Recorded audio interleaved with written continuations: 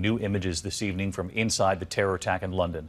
A clearer portrait of what happened there. People running for their lives, 3 attackers using that van to plow into pedestrians and then jumping out of the van armed with knives.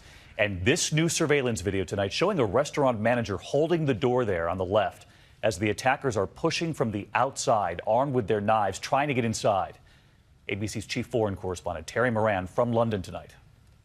Tonight, newly released security camera video reveals the traumatic moments of terror up close. Watch as this restaurant manager hustles people inside. He and patrons barricade the door, close the front windows. One woman peering out sees the attackers, turns and runs.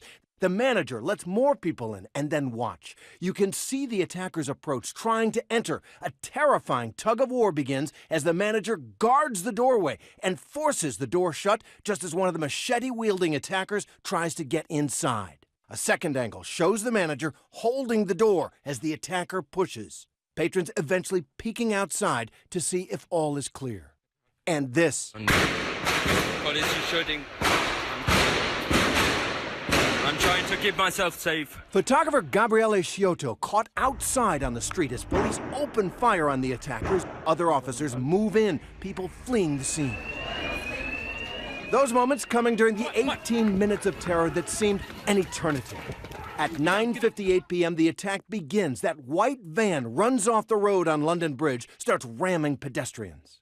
At the south end of the bridge, 3 men with long knives get out and start slashing and stabbing people. At 10:08, police are called to the scene, and by 10:16 p.m., all 3 attackers are dead outside the Wheatsheaf pub, their phony suicide vests failing to keep police at bay. 50 shots fired by 8 officers.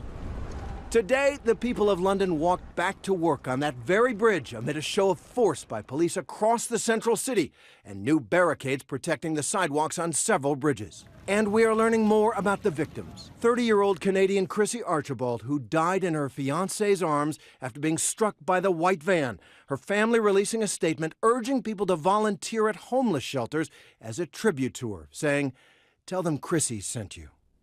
London mourned them all tonight at a vigil in Potter's Field. Mayor Sadiq Khan, the first Muslim elected to the office, hurling defiance at the terrorists. As a proud and patriotic British Muslim, I say this: you do not commit these disgusting acts in my name.